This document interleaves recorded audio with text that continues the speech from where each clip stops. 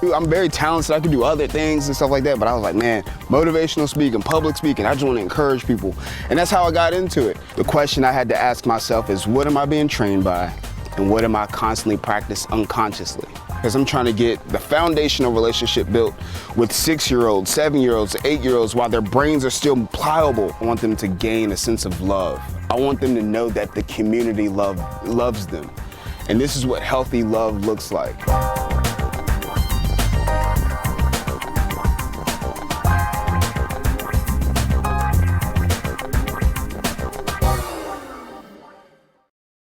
Eric Johnson here for Around the Way with EJ. Got my man Brandon McCall of McCall Motivations here. Appreciate your time this morning. Most definitely, man. Thank you. Absolutely, absolutely. Always good to hear when folks got something special going on for the community. Yes, so it's our actual 5th annual growth football camp, and what we do is we come out and we just encourage students to play football, almost like being that barrier between I think I could do it but I really don't know, and we're just trying to get kids warmed up to getting into the real football gridiron kind of feel. So that's what we do.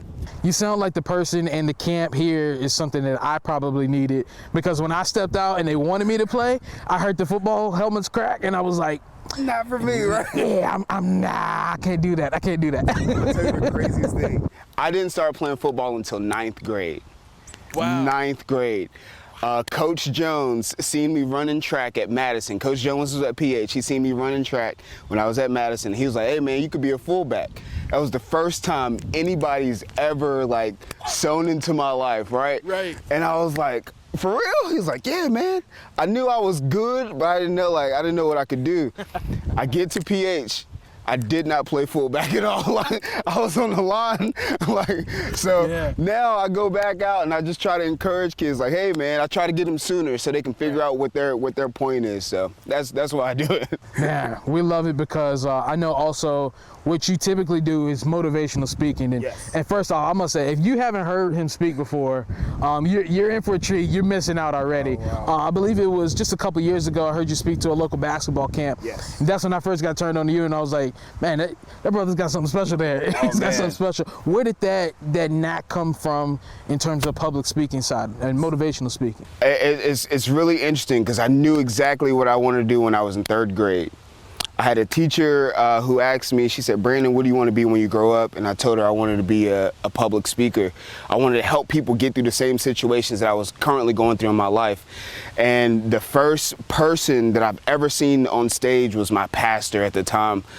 He had the jerry curl, he had the so close jerry curl, you know, just let your soul go. Yeah, kind of like what you got right now. But his joint was like in the wind, right? But he was on stage and he was commanding the audience and he was helping people and he was encouraging people. And then 3rd grade, I was like, man, that's what I want to do. So she said, Brandon, how can you do that if you don't know how to read? Right. So at the time, I had a very unstructured home environment. I had a reading disability, learning disability. And, you know, she requested I be held back in 3rd grade again. And I was like, oh, man, and I felt that pain. I felt that worthlessness. I felt that discomfort. And I was like, man, I never want anybody else to feel this way. So at an early age, I was like, I have to start like getting to this goal, even if I don't even believe it at the time. So I knew that's what I wanted to do. I knew I'm very talented. I could do other things and stuff like that. But I was like, man, motivational speaking, public speaking, I just want to encourage people. And that's how I got into it. Yeah. And that's kind of what I do on the field here. Like I'm not no coach or anything like that. A good, you know, run this route, run that route. I come out here and encourage kids. Hey, like you can do it. I don't care if you drop the ball. Get back up. You can do it. Keep going. And I think that's what our community needs the most right now. What has been kind of your experience over the past few years, especially with motivational speaking? How are we doing, you know, in terms of the youth thus far? You know, I'll be honest with you. I was thinking about this morning. I think that our generation, the you know, I'll say 28 to, you know, 38, our generation has lost touch with this new generation because it's moving so quick. And they want us, they want our help, but we just don't know how to have that conversation with them. It's almost like a different language barrier. I just recently learned what cap meant, like no cap, you know how kids say it? Right. And as soon as I learned it, they switched it up to something else, like, you know? Yeah. And I would honestly say that's kind of how we were. Like, you know, when I was in high school, we had little phrases and things like that, and, you know, our generation before us could not connect with us either. And that's kind of why I do what I do now, because I'm trying to get the relationship built, the foundational relationship built with 6-year-olds, 7-year-olds, 8-year-olds, while their brains are still pliable. And they can see me 10 years down the road and be like, oh, that's that guy who talked to me that one time. And that's what I do all around the country, whether I'm doing motivational speaking or my growth camp. So I'm just trying to build that conversation, that communication, to let them know, like, hey, I'm a trusted adult that you can confide in and be honest and open with. Yeah. And also I try my best not to be judgy, so which is a hard thing. It's hard, but it's important, right? It's hard, but it's important, you know. Very important. Just leaving my judgmental and my perspectives on the ground and let these kids live life with my guardrail guidance. So, Right. And if we have that more in our community, I think things would change tremendously. Right. You touched on, and we talked before just about, you know, some of the struggles in the past and such, and overcoming them personally. What's been some of the, I guess, the bigger things you've come to appreciate being an adult now and looking back and kind of being in that position of saying, hey, now I can kind of go back and lend help and give help and give guidance? I will say two things. Common knowledge isn't always common practice. Common knowledge isn't always common practice. And when we make common knowledge a common practice, that's when like lives begin to change. And I had to realize that during COVID, like, you know, we were all like cooped up in the house, whatever, and I was like, I gotta continue to take this knowledge and make it a common principle in my life. Yeah. Which is awesome. And that's what I, you know, tell these kids to do. Like, hey, I get it, I know you know the route to go. It's just you consistently doing it every single day. And I applaud them for the little mistakes. I applaud them for the big mistakes. Hey, now you've made those mistakes. Now get right back on track. Common knowledge isn't always common practice. The second thing is pretty awesome. During COVID, as I was coming out of COVID, I came up with this phrase called the DOPE life, which stands for discipline over procrastination every day. Wow. Right? Discipline is nothing but, the definition of discipline, the first 3 words is practice and training, right? We're always being trained by something. We're always being trained by something, and eventually whatever we're getting trained by, we're practicing. I don't know about you, but I know when I go to these different schools, I'm walking through the hallways and stuff like that, I see kids in front of their phones doing all the dances and stuff like that. They're being trained by TikTok, and then they're practicing it. Even in our words, our conversations that we say, we have, you know, kids who are already prepped for college and they're in 6th and 7th grade because they're being trained by college educated people and they're practicing it. We also have kids who already want to be rappers and stuff like that, and their flows are tight, you know, like they got the bars, like they're spitting them out. They're being trained and they're practicing it. The question I had to ask myself is, what am I being trained by, and what am I constantly practicing unconsciously? And that's what I encourage the kids to think about. Like, hey man, I know you're out here living your life, but like, what are you practicing on a daily basis? Yeah. And they're like, I don't know, I just kind of wake up and just do nothing. I'm like, yeah, you're practicing doing nothing, you know? So like, that's the thing. It's opened up my eyes tremendously, and every time my eyes are open, I get the opportunity to share that with anybody, but mostly I want to share it with the youth. Like, hey man, look at this, look at that, look at this. So yeah, that's what it is for me. You deal with an age group of kids a lot of times that it's those pivotal years, right? Just right before those teen years, but not too young, because they definitely understand what they're doing and how they're doing things. How important is it to try and target that at such a young age and start early? You know, it's funny. You know, they say middle school is the pivotal years, but the pivotal years are 0 through 5. That's when the brain is most pliable. Yeah. That, you know, these kids are soaking up everything that they see, everything that they hear, and what happens is, over time, it formulates, and then when they get their consciousness, it comes out in middle school.